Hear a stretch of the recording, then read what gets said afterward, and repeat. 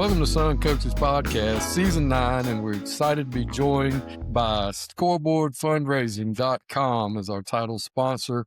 If you need anything in the realm of fundraising for your program, check them out. We'll have a read later on in the episode, but we sure do appreciate them coming on board with us, and being our title sponsor for the next 100 episodes.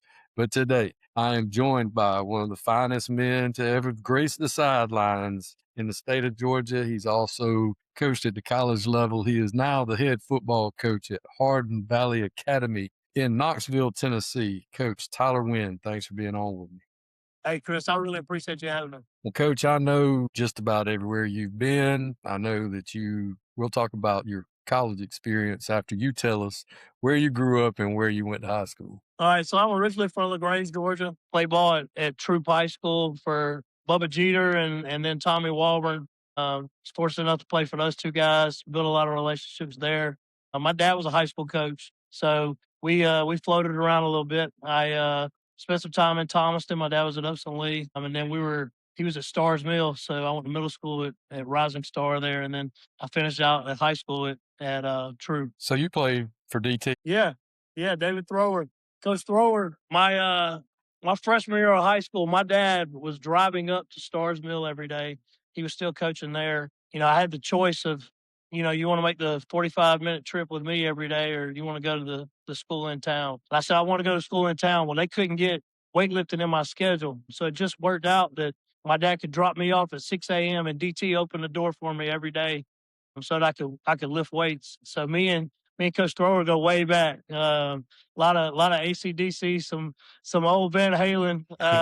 That's what I used to live to in high school with him, just blaring it through the speakers. So love Coach Thrower, think the world of him. Yeah, he's one of the best ever. I mean, he's like my big brother, and I love him to death. And I mean, I'm glad for him that he's retired, but I hate that he's not on the sidelines anymore.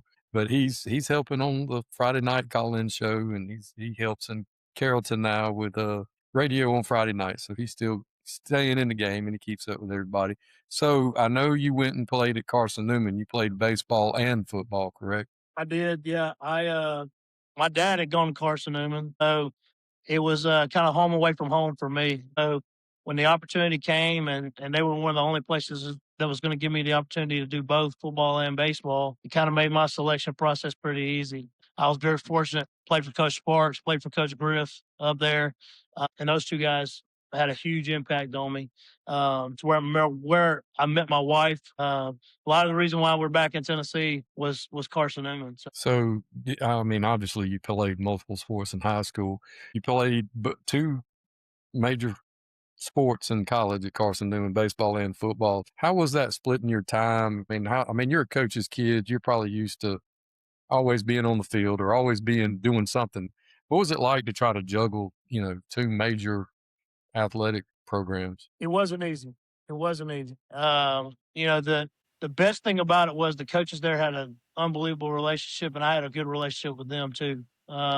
So my freshman year, I redshirted in both. So what I did is I spent my fall with baseball, and then I spent my spring with football my freshman year, which was really good because I got to do the off season and get a taste of that before I really started playing ball or even getting an opportunity to be on the field. And then after that, it was a lot of just give and take. Like, hey, I'm going to be at everything I can be at every second that I can. And then there was finding times where I was having to periodically check in to make sure I was kind of meeting the needs of both sides. I love the weight room, so that was an easy thing for me as far as off-season workouts and stuff like that. That stuff kind of took care of itself. But the in-season juggling, to make sure not only am I caught up on everything, athletically that is demanded upon an athlete, but also am I keeping a good rapport with the guys that I'm playing with? You don't want to, when they're not seeing you, but 50% of the time, 60%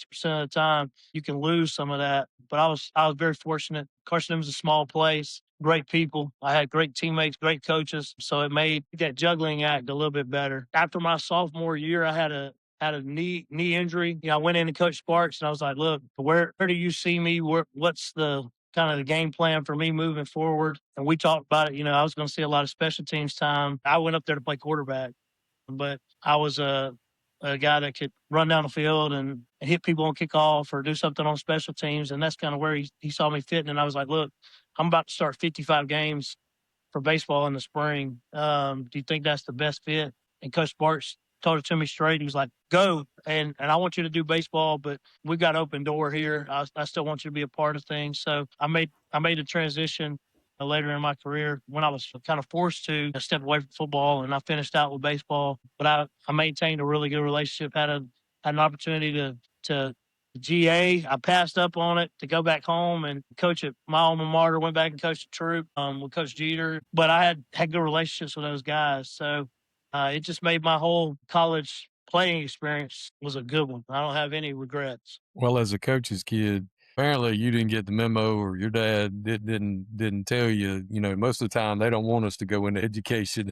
They don't want us to be coaches, but apparently you wanted to do it from the get go. Yeah, it was that's kind of a running joke, growing up, my dad's like, "Man, don't ever do this. This is what in the heck you do not want to do this. Go make money somewhere else. Go work in a bank, work in a factory. I don't care where you work, just don't do this." But I think, I always had an itch. I was a cerebral guy. I wasn't necessarily the fastest or the strongest or the best. But I was pretty intelligent, and I was going to put myself in the right position to be successful, or at least try to. And I always like to think inside of things. So when the opportunity came, you're trying to decide what you want to do. For me, it was kind of, I know what I want to do. I've been doing it. I've been on the field as a coach. I was fortunate, going back to Coach Walburn. Coach Walburn let me come in on Sundays and sit in on staff meetings. When we're prepping for Bainbridge in the playoffs, I'm sitting there on a Sunday afternoon, my senior year, with the coaches, and we're talking through stuff, trying to get ready for those games. So I felt like when I first got into coaching, I've been doing this for a few years already. Just kind of the perks, I guess. There aren't a lot, but that was one of the perks of being a coach's kid, was being able to do that and having a step ahead of other guys who, were just coming out and they'd never done it. So your first job was at Troop County. What did you do for them there? I coached backs, quarterbacks and running backs. I also was an assistant baseball coach. We had a really good group of guys, of players. I mean, Troop is storied. You've had tons of great players come through there. And I came through. Reuben Foster was a freshman. JC Copeland, who's the defensive coordinator there now, went on to LSU.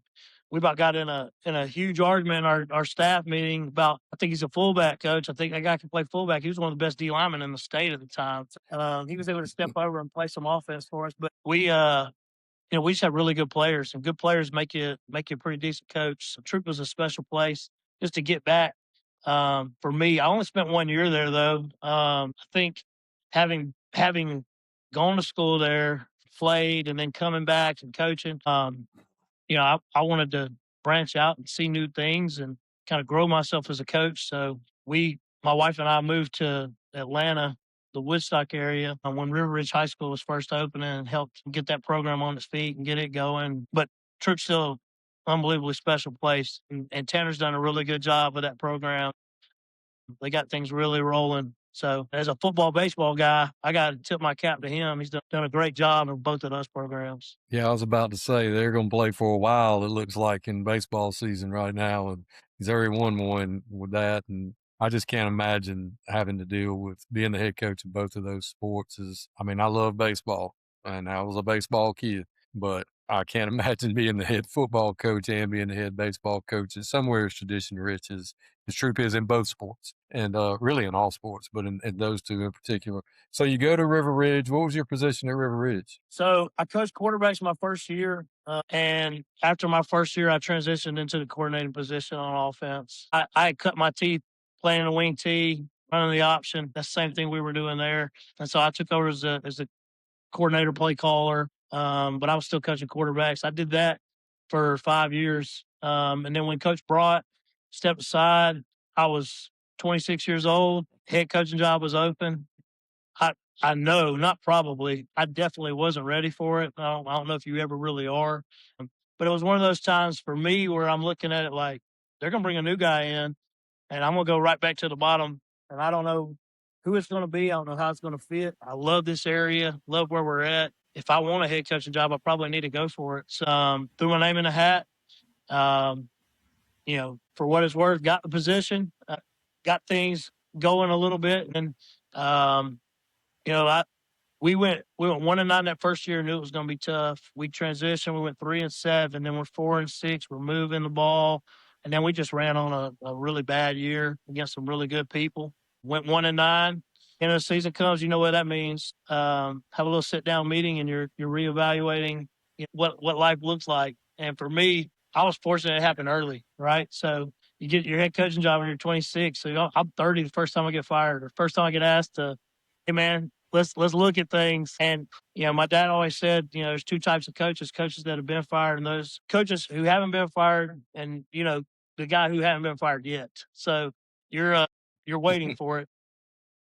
But just so happened, and then I was fortunate enough after that to transition, go back 25 minutes from Lagrange. I coached at Greenville out in Meriwether County. I like a challenge. I like people saying, man, I don't know. I don't know if you can win there. It's been tough. They hadn't done well, but was fortunate enough, came on a good run of kids, had some really good people beside me on staff.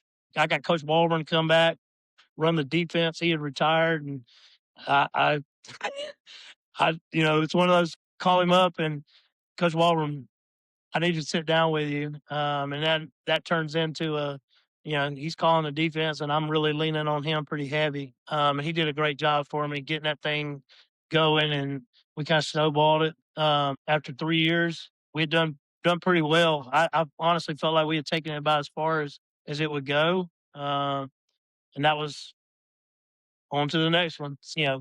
River Ridge was really good for me because it taught me everything I didn't know, or at least a lot of what I didn't know.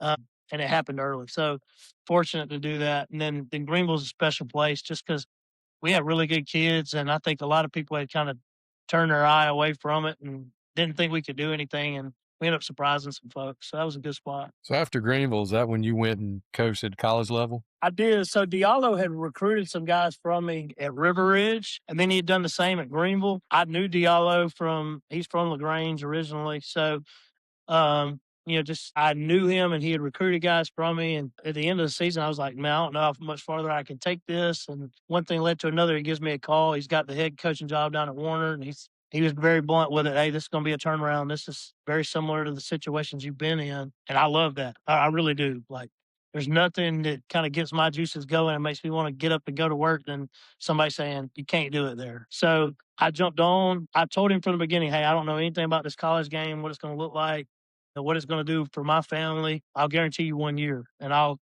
kill it for a year for you. And that's what I did. I mean, I had the recruiting area of Central Florida, so I ran from Tampa all the way to Daytona, kind of that I-4, and I was in a bunch of schools and just trying to get that thing going and get as many kids to Warner as we possibly could. Didn't have success on the field. That success is the last thing that comes. Those wins are the last things that come.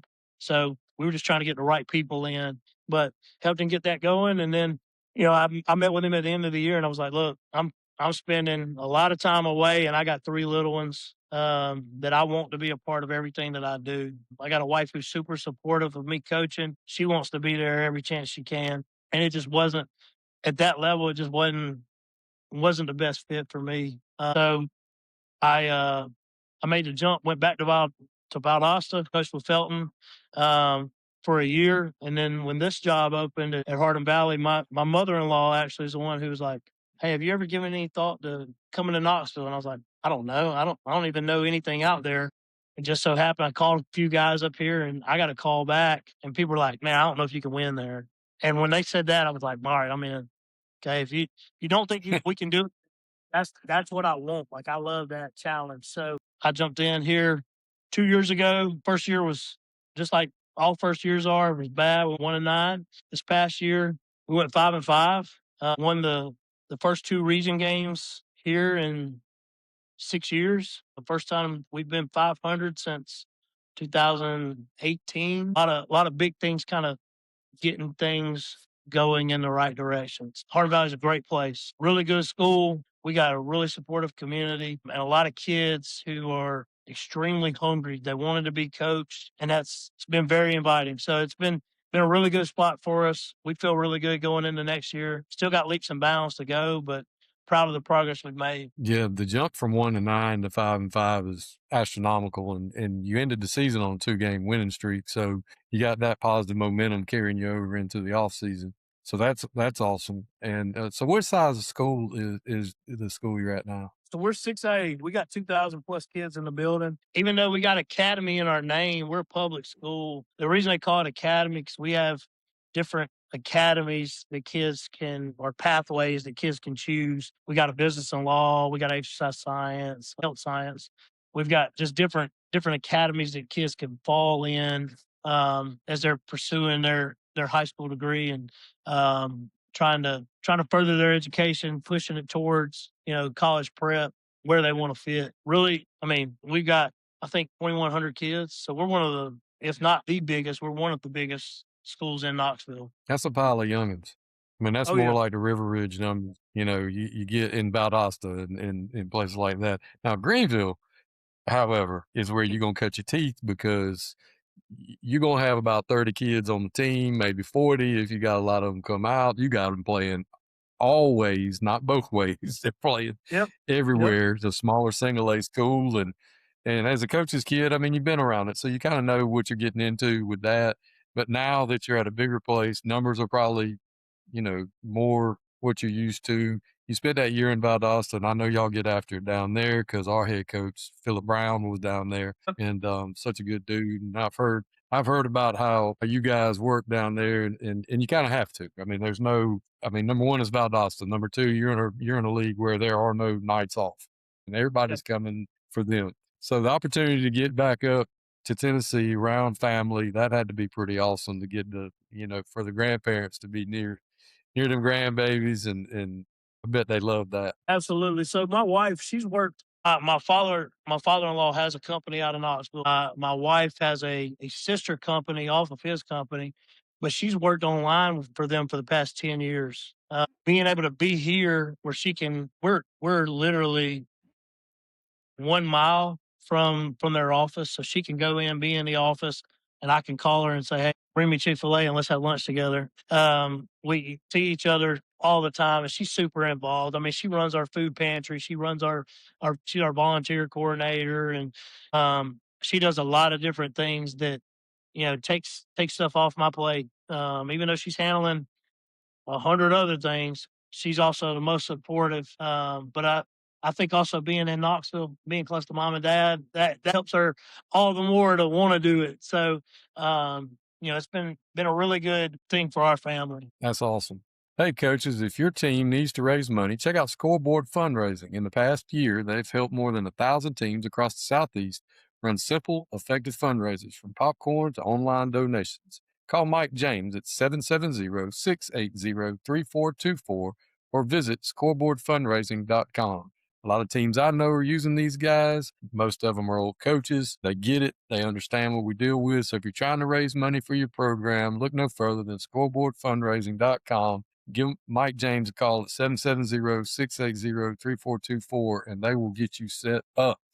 So let's talk about the different things. You've been a head coach 3 times now. The first time is always a learning experience. The next time you kind of take what you've learned. You were in a totally different kind of situation. You went from metro, suburban River Ridge to rural, country, small Greenville, and now you're back to the city. What are some things over the years that you've done? Like when you come in, what has changed as far as your approach to establishing your culture as the head football coach, or has that relatively stayed the same over the years? Well, I think a big thing for me, when I took over River Ridge, I had been on staff, right? And I think the best thing for me was going somewhere where I hadn't been on staff yet. Because I am super relationship driven. I had great relationships with those kids, but sometimes relationships can get in the way of best decisions, especially when you're first taking over a program. I was 26. I was easily influenced by, man, this kid's been working hard for the past 3 years. Man, I want to fight for him. Sometimes it's good to be the new guy and all right, well, this is what we're going to do, and this is how we're going to do it. And if he doesn't fit that mold, he just don't fit that mold. So I think that's one thing, that's been good for me. I'd still say I'm true to my core. The core values that I stand for. We got 3 in our family, right? So our three for our family are tough, focused, and selfless. So I try to attack my day and be tough, be focused on the task at hand, and then be selfless, help wherever I can. I think I'm still true to my core, but within our program, we've asked, guys to mirror some of those qualities. They just look a little bit different. So for us at Hardin Valley, it's rise, resilient, invested, selfless, and effort.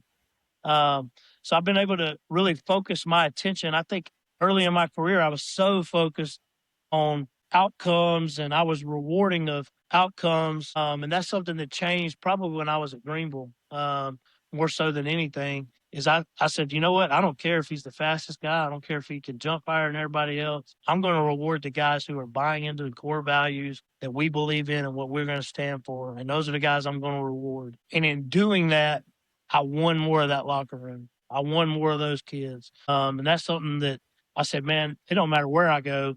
I'm going to take that with me. When I went to Mount Austin and worked with Felton, it's his big thing: discipline, attitude, toughness, effort.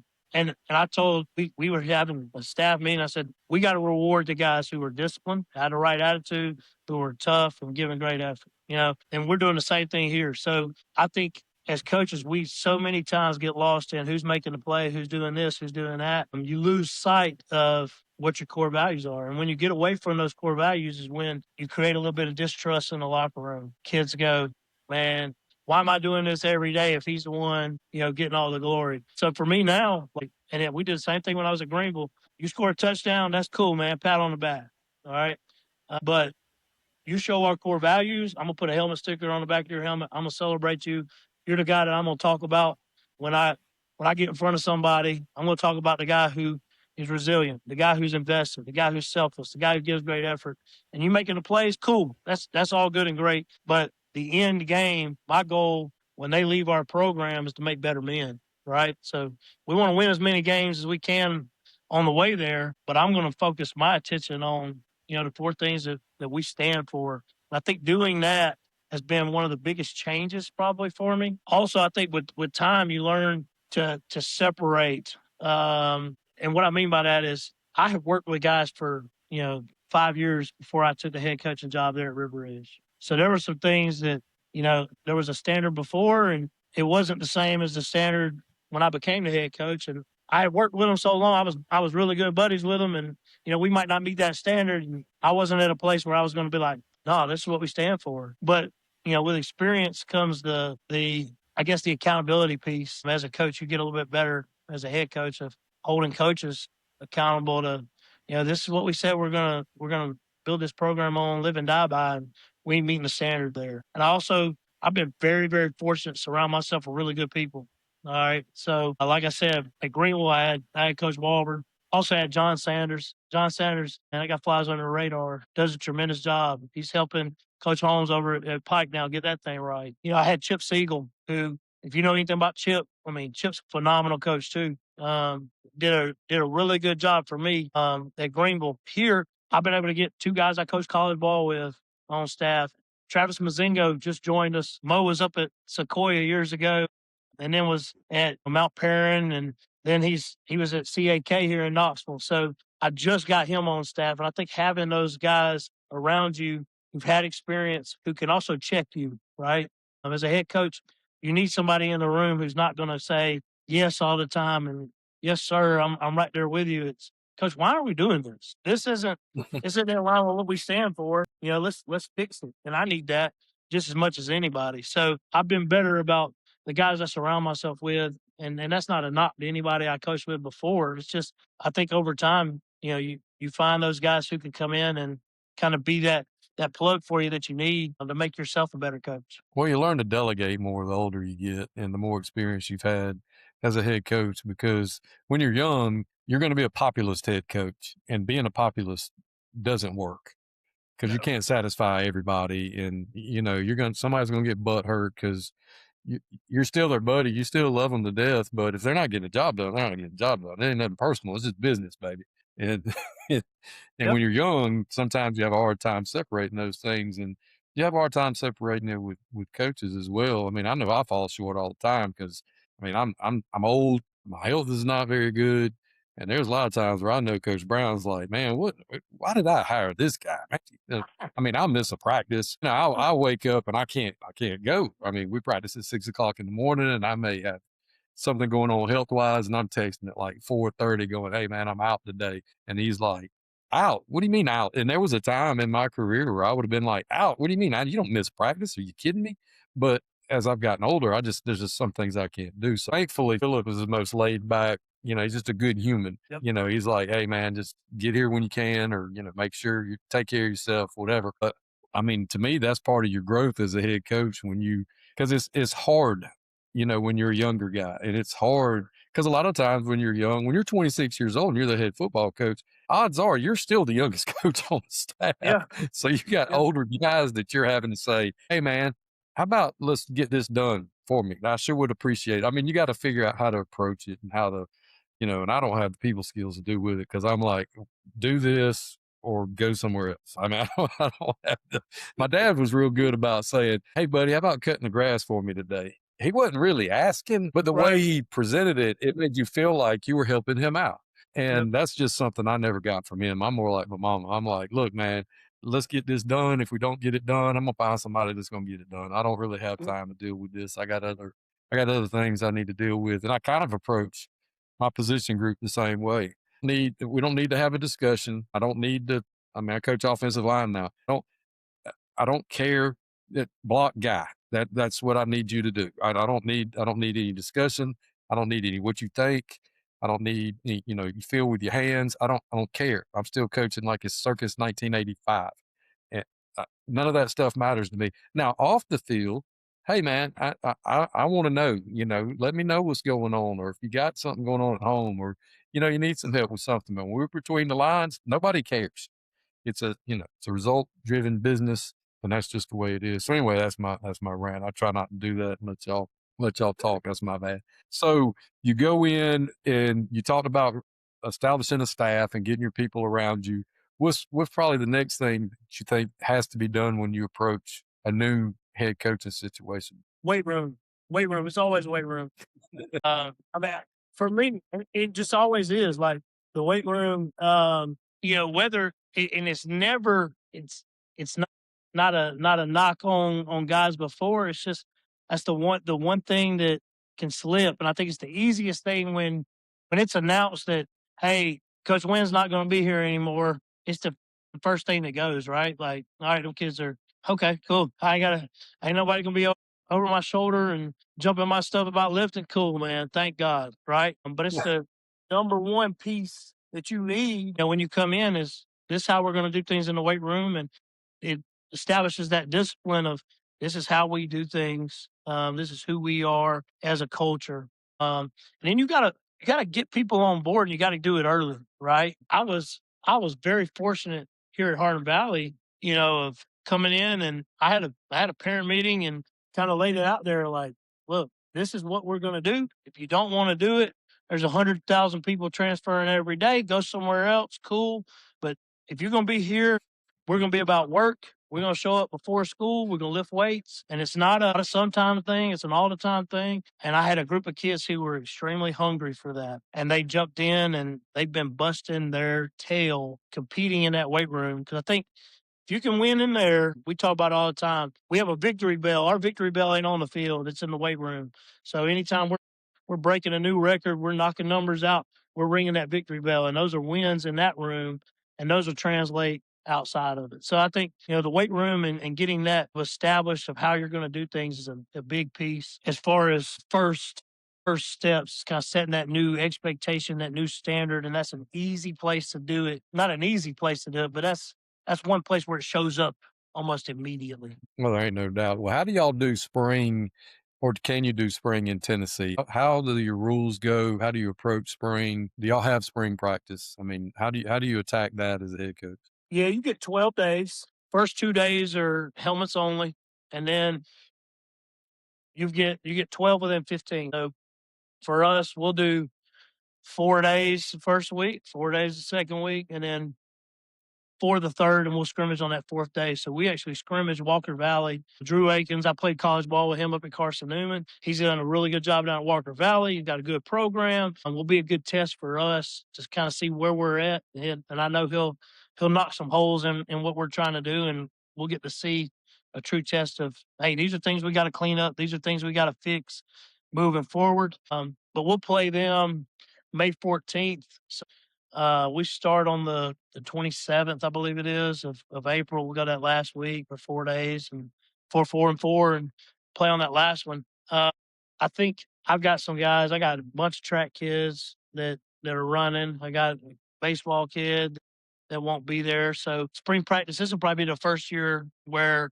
we're looking at. I got 10 returning starters on offense. So very fortunate. We're not having to go back and baby step this whole thing of this is how we do it. And we haven't scrimmaged anybody the past 2 years, but I felt like this year, this group, we kind of needed to see some other people and get a test under our belt before we go into the summer. Yeah, a lot of people are very pro play somebody. Yeah, I mean, if you're going to do spring practice and you can have a scrimmage, that's good. I mean, it gives the kids something to work towards. And although most people approach spring, as I'm sure you do, is developmental and you know, getting stuff going. It's better. I would rather play somebody if I was going to do it. I mean, the older I've gotten, the more I don't like spring because by the time you pass everything out, then you got to take everything up. And then you get, I mean, I'm just old. I'm just a crotchety old fart now that doesn't, that doesn't like it. But if you're going to do it, the ability to play somebody's awesome. So how do you guys do summer? Do y'all have dead weeks or, you know, We do. So are you a 3 day a week or 4 day a week? How do you do your summers? all right. So as soon as school ends, summer starts, right? So we'll go 4 days a week. We go Monday through Thursday. We're super lift heavy early. And then we slowly start introducing that ball back. I used to be where it was ball all the time. We'll throw a little bit, but we're going to work to try to continue to get as strong as we can from the end of May up until that first. Our dead period is the last week in June, first week in July. So we get 2 weeks back to back, and we slowly start introducing the ball to them, and then we hit the ground rolling when we get back from that July 4th week. You know, now we're hour and a half on the field, hour and a half in the room with a little conditioning piece built in, and that's just the way we roll it. So, and again, it's 4 days a week. Sometimes we'll get up to 5 because we're throwing with other people, you know, on a Saturday or Friday, maybe. But try to stick to 4 days a week. I used to be 3 days a week, and I think just depends on where you're at, what kind of kids you got. Like when I was at Greenville, shoot, transportation was hell. Like our kids were, that guy's driving 17, or I was driving 17 miles to pick them up and 17 miles back and then 17 miles to take them home. So when that's the case, 3 days a week won't make it work, right? But for this area, for type of kids we got, 4 days a week's been really good for them. So are you guys allowed to do OTAs and 7-on-7 up there in the summers, or do you just don't? You can do a limited number of 7-on-7s, so get like 2 in June, and then you get some scrimmages in July, but you don't get the 2-day padded camp. Hey, come and let's go against 5 other people, and we're gonna do double barrel inside period. Then you're going to go down and the 2 of y'all are going to play in overtime. No, we don't get any of that, which that's one piece I do miss. I think Georgia's got it right there, at least for me. I know some people, they hate it, but I loved it. We were able to see where we were at. Here you get, a limited number of scrimmages right before your season starts. We'll have 2 and then like a walkthrough. I mean, a jamboree, we play a quarter. So we play 2 and a quarter scrimmage wise, but you can get 7-on-7s and you can have different play dates. You can have 2 in June and 3 in July. It's something similar. We don't do a ton. We throw with people, but I'm not one of those guys who's trying to win the Knoxville Classic 7-on-7 shootout and I'm just not worried about that. I'm more, what can our 11 do? Anytime I've been good with 7, the 11 would get me beat. So Yeah, it's funny how that kind of works out. I understand the need for 7-on-7. I just prefer the hey, Coach Wynn, y'all want to come over Thursday and us throw, and then that way it's more of a teaching thing. And if you need to see something again, they'll run it back, or I mean that to me That's what I like, and that's how it started here, but now it's just turned into a whole new thing where they're playing touch football. I understand, but I don't really care for it. But with that being said, when you do have downtime, you said you got 3 little ones. What are some things you like to do when you're not Coach Wynn? Well, it's crazy. So we're such a spring heavy sport or a spring heavy school. Like our spring sports are really good. Track's really good. Lacrosse really good. Soccer really good. We actually practice in the morning all spring. So we go 5:45 to 7:15 2 days a week. 2 days a week I lift them. And 2 days a week we go and meet, and that gives me my afternoons. So I get to be a dad. School ends, I send my coaches home. Hey man, go watch film on your own. We try to note it up, and I'll meet with different guys through the day. I'm fortunate enough. I've got co-DCs that are in the building. I get with them during their planning. My old line coach, he coached with me down at Warner. We meet during the day for about 20 minutes and we note up the film. And then in the afternoons, I cut my guys loose. So in the spring, I help with baseball. Like I help my son. He's a fifth grader. He made the middle school baseball team. So I help them out, playing baseball. My daughter's playing volleyball, so usually I'm tracking her around doing that. My youngest is crazy as all get out, so I'm helping my wife manage him. And when I'm not doing those things, I I get out on the lake and I love to go fishing. So I think I've talked my wife into buying a bass boat as a little ministry project. Hey, I'm gonna take a player out a week during the summer and try to get on the lake, get on the water and just get to know those guys a little bit better. I'm also getting to do something I love. So it's a cool way to build relationships with players, but it's also a heck of a lot of fun for me. So I've got, a lot more free time, I guess it sounds like, in the spring to be a dad and be at all my kids' things because shoot, if I tried to practice in the afternoons here, it would never happen. Because like I said, we're really good in all those spring sports and you sharing field space. It's just not worth the battle. So we go bright and early in the morning, dark and early in the morning, and then we spend our afternoons being good dads and being good husbands, or at least trying to. Well, you have a unique perspective as a coach's kid, and you've been in the business for a long time. What's something you would say to a young guy that's one of your players maybe that goes off to school and calls you up and says, "Coach, I really enjoyed my experience, and I'm thinking about getting into coaching." What would you tell him? Surround yourself with the right people. That's the number one thing. I think I don't care if I'm in a trench hole, if I'm fighting a war, but I'm with guys that I love, I can do it. Right. If I'm in a mansion with guys that I love, with people that I love, I can do it. Surround yourself with good people. I think that's the number one thing is to get the right folks around you. Always have somebody that challenges you. All right, always have somebody that's going to love you no matter what. Right, and if you can have those things around you, you're going to be all right. And I don't care what profession it is. I tell the kids the same thing when they're coming to me, Coach. Should I go to this college or should I take this job? Man, find the people around and see if it's a fit. I've been fortunate to have guys who I've worked with now, some of them for 4 years. We coached college ball together, and now we're on year 3 here. And that's been really cool because those relationships that you build in this game, as well as anybody. I mean, the relationships you build are what it's about because you're going to spend a lot more time doing this, watching film, meeting than you ever will playing the game or anything like that. So you better find the right people around you. Well, Coach, you've definitely surrounded yourself with the right people over the years. You've been successful everywhere you've been, places where they told you you couldn't do it, and I sure do appreciate you coming on and sharing your story with us.